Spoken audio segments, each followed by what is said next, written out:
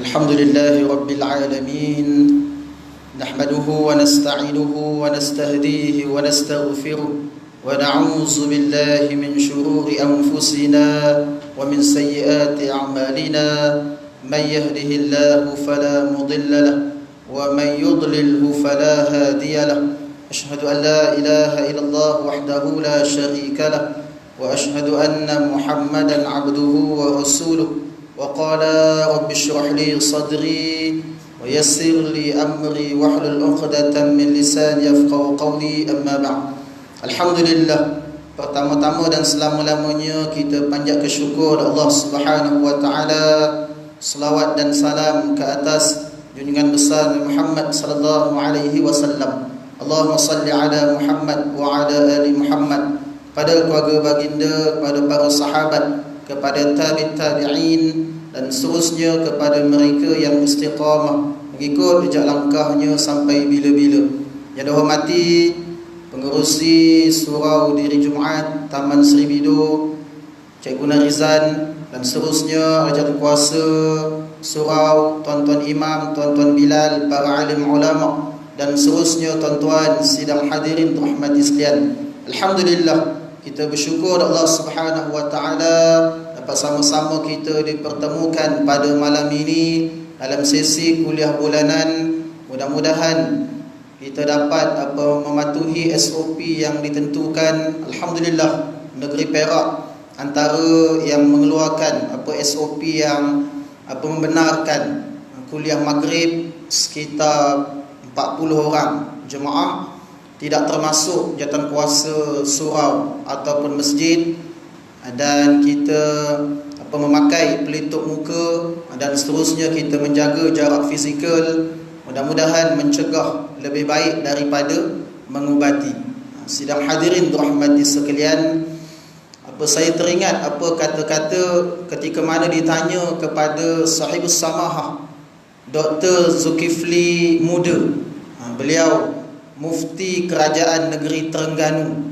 Antara soalan ditanya kepada beliau, apakah amalan rohani yang boleh dilakukan ketika kita menghadapi musibah COVID-19 ini? Dan antaranya beliau sahibus samahah menjawab soalan ini dengan menyatakan 7 amalan yang boleh kita lakukan di masa ini, iaitu yang pertama, melaksanakan solat sunat hajat. Solat sunat hajat, kita mohon pada Allah Subhanahu wa taala agar dijauhkan wabak ini, agar dihindarkan wabak ini, mudah-mudahan menjadi sebagaimana sedia kala.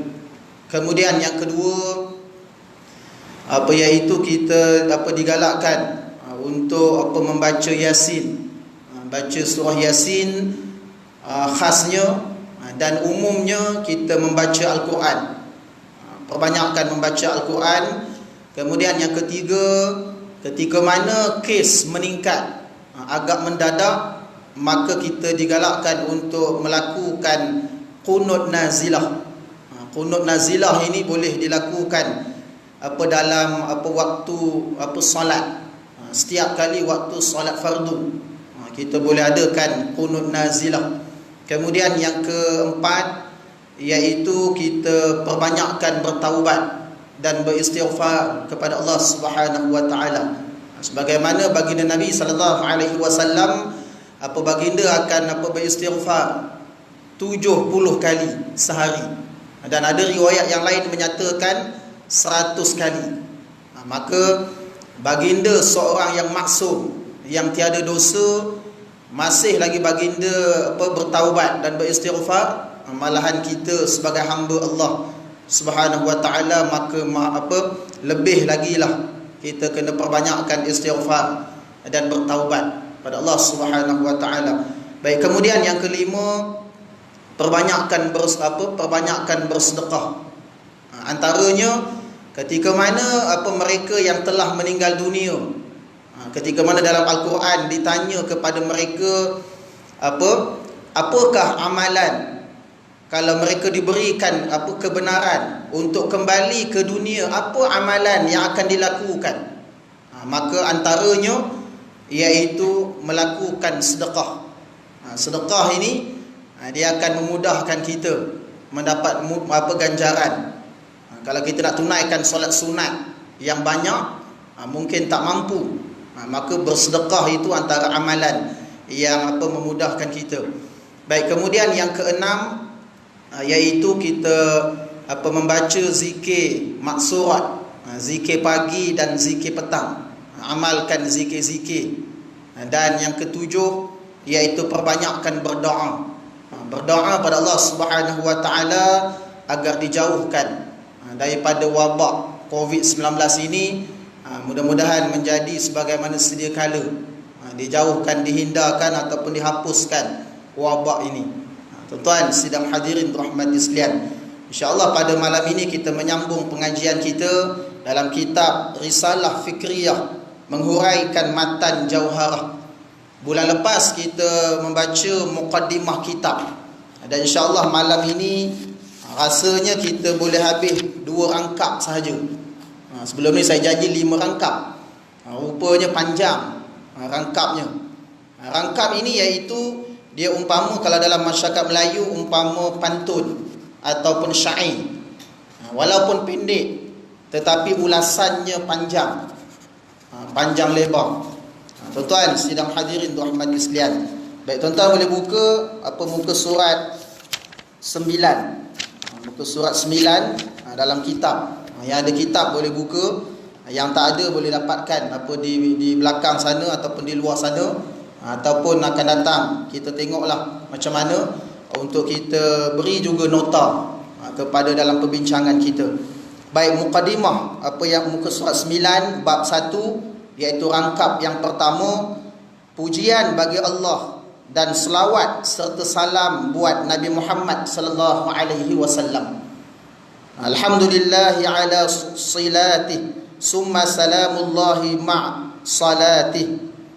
Segala pujian bagi Allah atas segala rahmatnya yang berkekalan, dan ucapan salamullah serta rahmatnya. Dalam rangkap ini penulis memulakan bicaranya dengan memuji Allah dan mengucapkan selawat dan salam ke atas Nabi Muhammad sallallahu alaihi wasallam. Mulakan dengan bismillah. Secara zahirnya pengarang kitab iaitu Imam Al-Laqani tidak memulakan penulisan beliau dengan lafaz basmalah. Ini bismillah.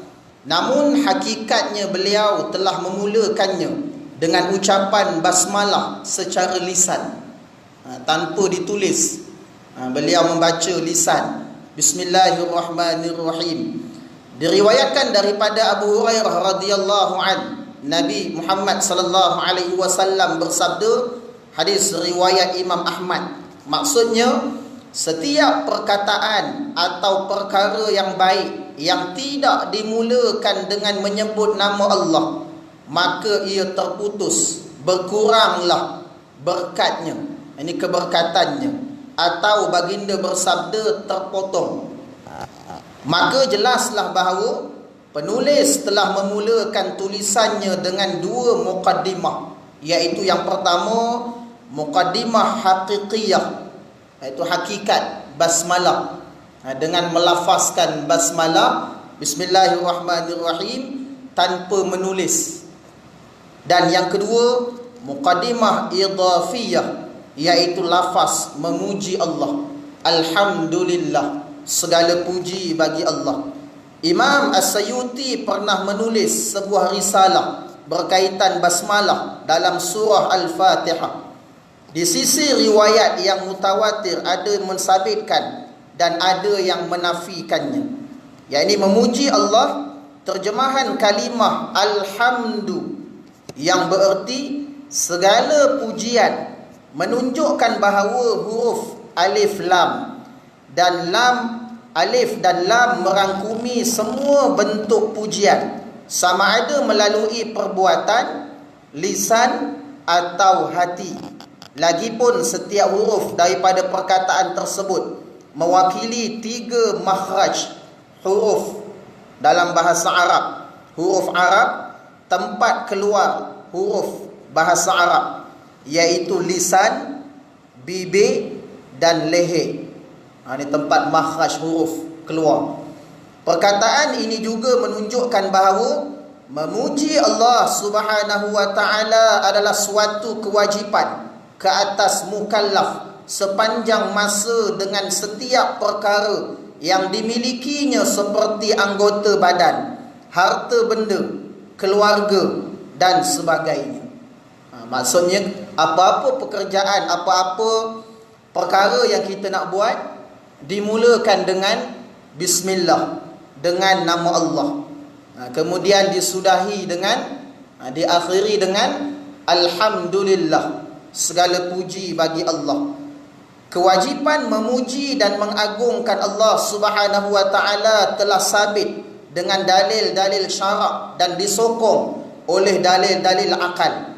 Ini merupakan pandangan ulama ahli sunnah wal jamaah.